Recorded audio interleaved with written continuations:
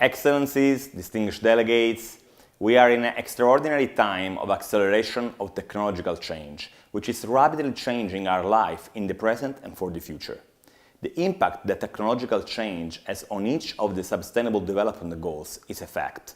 I'm glad to address this issue in today's welcoming remarks.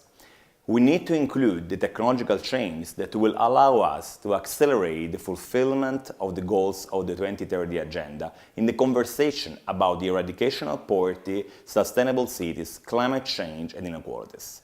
In brief, we want to seize the opportunity and consider the threats and challenges that rapid changes may bring along.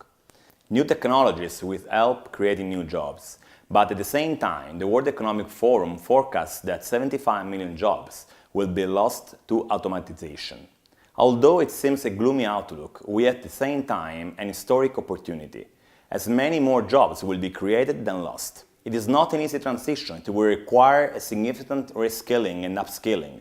We need more training and investments in human capital, addressing the gaps where they persist and eliminating gender inequality, leaving no one behind. Italy, as one of the major contributors of the Global Fund for Education, is a keen supporter of training and innovation in its development interventions. At the same time, we believe partnerships are a critical means toward we expect, and we can make the most of it by harnessing new technologies to manage the transition.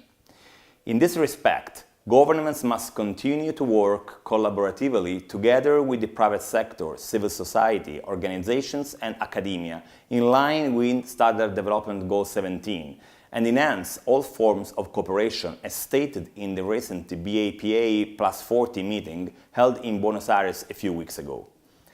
I would like to mention the pioneering work of our government has been doing since last summer. We introduced the so-called reddito di cittadinanza, the citizenship basic income, aimed at supporting unemployed people while actively seeking a job.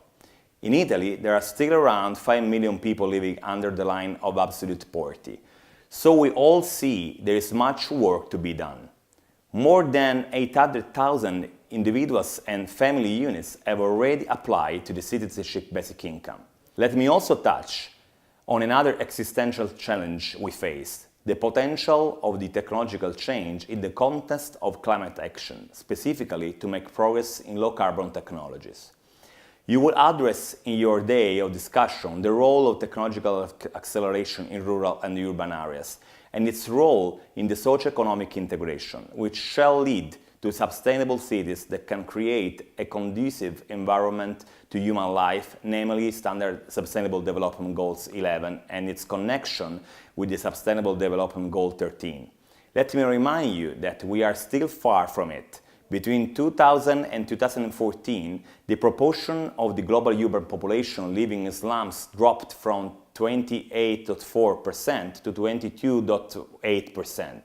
However, the actual number of people living in slums increased from 807 million to 883 million. We know that unsustainable cities are an easy target for extreme weather events, as we have experienced through devastating death toll, population displacement, and dire economic losses. Italy has been on the front line in developing innovative solutions to protect the environment and preventing air, land, and sea pollution.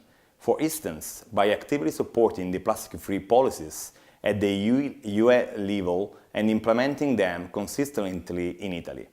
We envision a future where we will see an end of waste by becoming a recycling society that avoids waste and uses any unavoidable waste as a resource.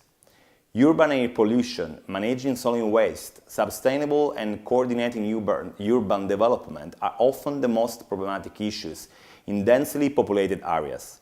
While with national policies and regional development plans, governments must continue to address these issues with serious attention.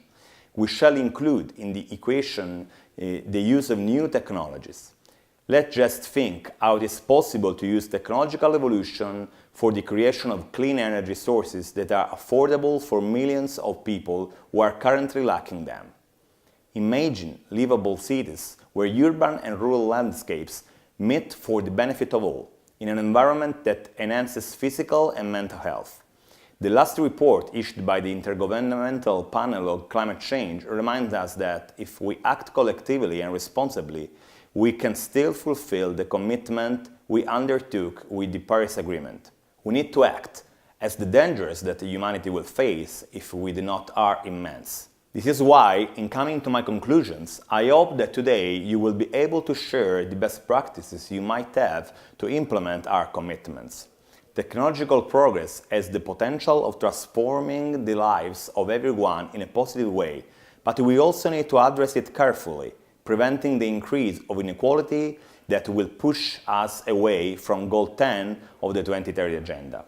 I wish you a successful day of work to contribute meaningfully to the global discussion, and I hope that the results of the meeting will be a clear identification of priorities and actions. Thank you.